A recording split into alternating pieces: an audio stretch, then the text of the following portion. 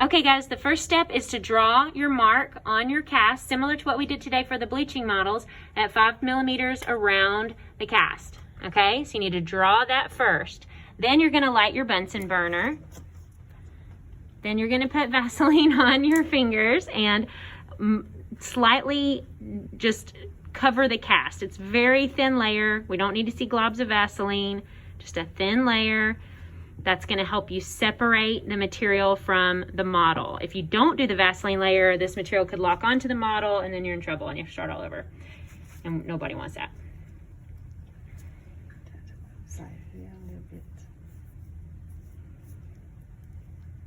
The Vaseline should cover past your mark, down into the vestibule, and even on the landing area of your model and most of the palette as well, because that's where you're gonna have excess material that could stick. Do I have to? Light the Bunsen burner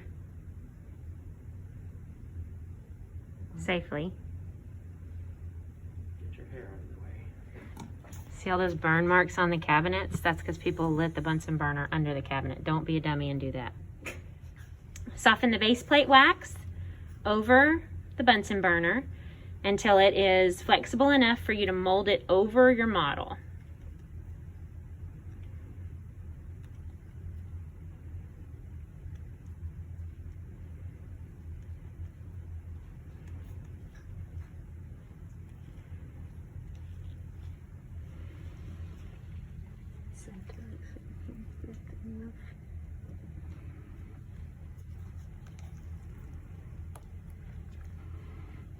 And you press the base plate wax around the teeth.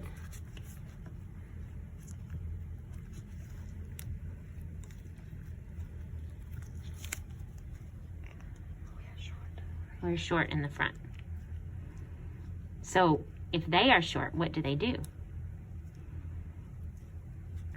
Cut a longer piece of base plate wax. Then you trim the base plate wax to your marked line with your buffalo knife. You can use the excess piece that came off to cover areas that did not get covered.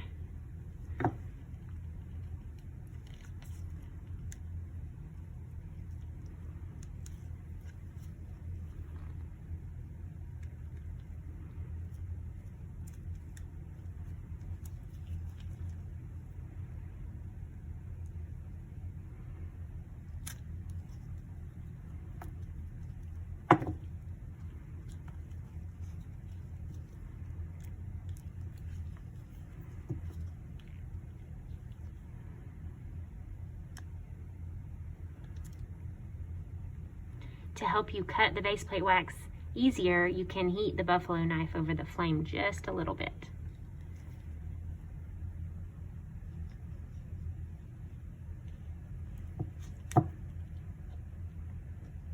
Your mark on the cast should be dark enough that you can see it through the pink base plate wax, so you know where to cut.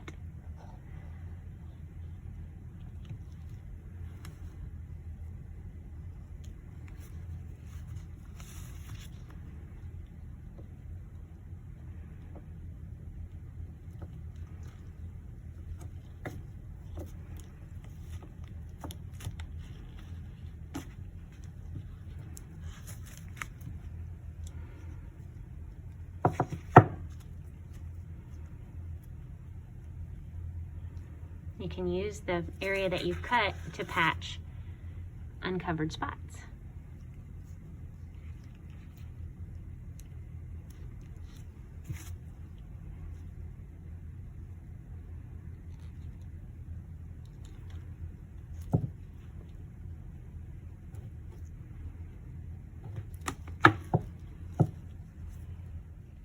Once you have the wax covering the model to your mark, then you turn off your Bunsen burner. We don't need that anymore. And you will begin to place your stops in the wax. By placing stops, we mean cutting small holes over specific cusp tips so that those cusp tips show through. You'll want to see the Yellowstone model through the hole. So Dr. Chow's cutting a small square here, a little bitty square, and we're gonna flick off the top of it so that you can see the hole. So that is what a proper stop looks like. You will cut 4 stops into the wax. You should end up with 4 stops. Your lab manual tells you the location of these stops. You want it to be on the buccal cusp of the first premolar and the mesiobuccal cusp of the first molar. The stops must be big enough that you can see the entire cusp tip through them. They should be 2 millimeters square. You want to see all of the full cusp tip through the stops. The next step is to take a piece of foil. You will be supplied with a piece of foil, and now you're going to cover your wax with the foil.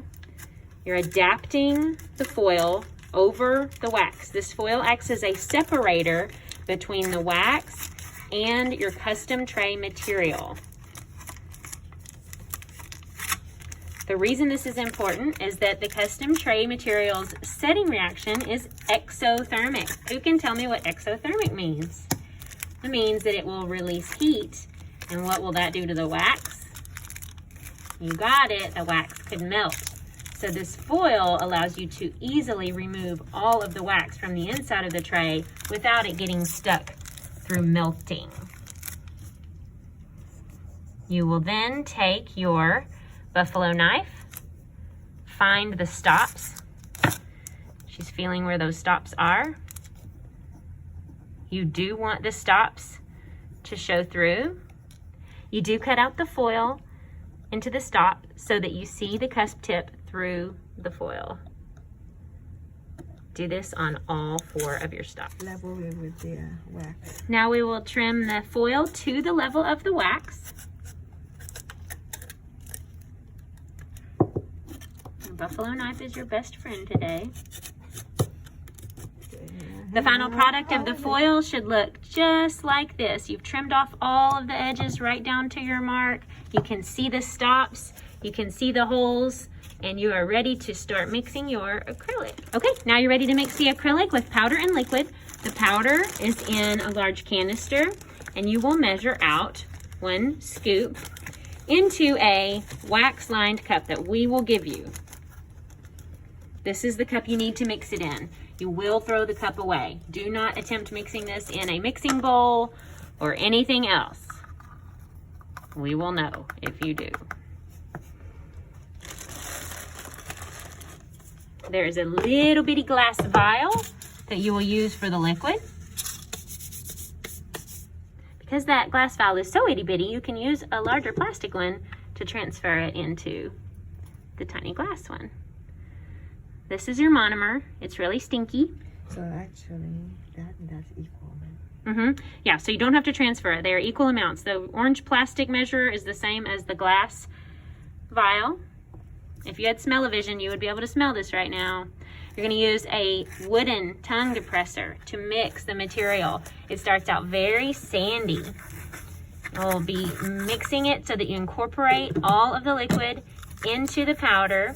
You definitely put the lid back on the monomer, or by the end of your mixing, you will be too high to proceed.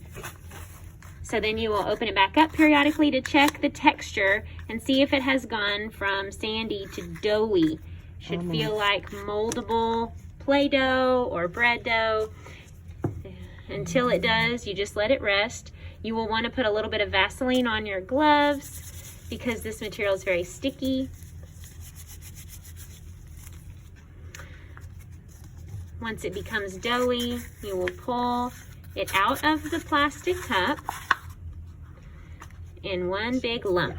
Now it looks like Play-Doh, and you can mold it. You can pinch off a piece. You're going to save a small portion, put it back in the cup. That small portion that you will use is going to be your handle later.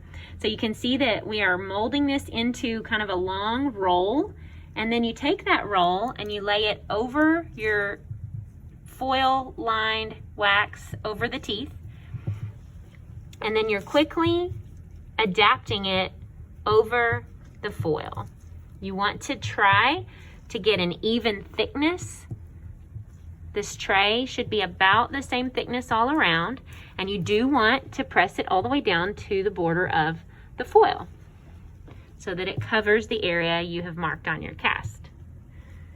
Again, your foil is just a separator to keep the wax from sticking to the inside of the tray.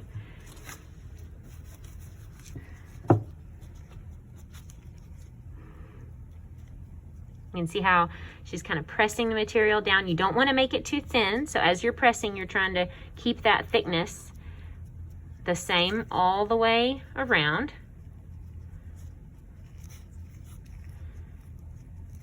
This is looking really good.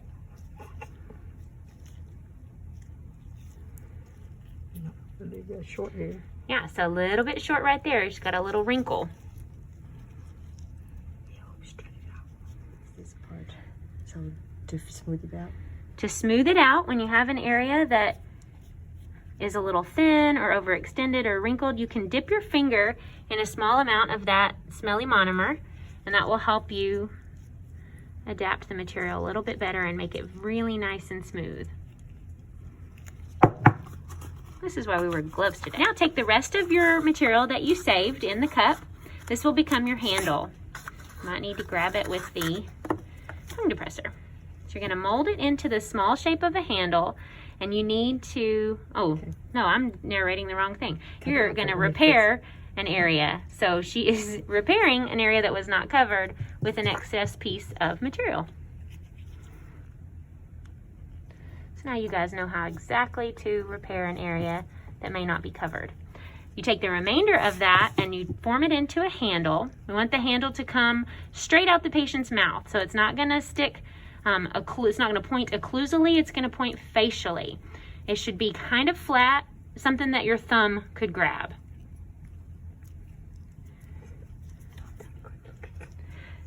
And then you're gonna use some monomer. Dip your finger in the monomer, and that helps you adhere it to the tray material. Monomer kind of acts like the glue, and you use your fingers to blend it in.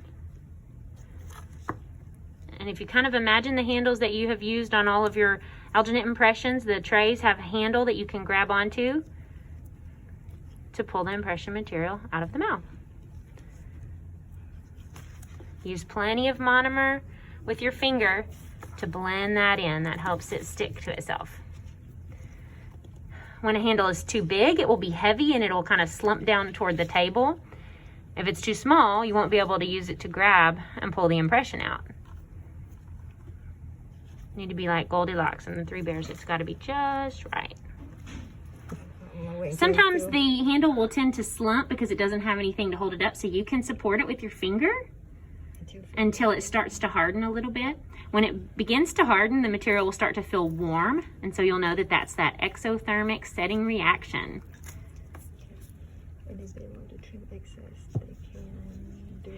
During this stage, you can trim away excess. If you've got too much material in a certain area, you can trim it with the buffalo knife. You can dip it in the monomer to make sure that it doesn't stick, and trim away any excess. You do not want to have so much material that it comes down over the back of the cast, because then it will lock on and we cannot remove that from the cast.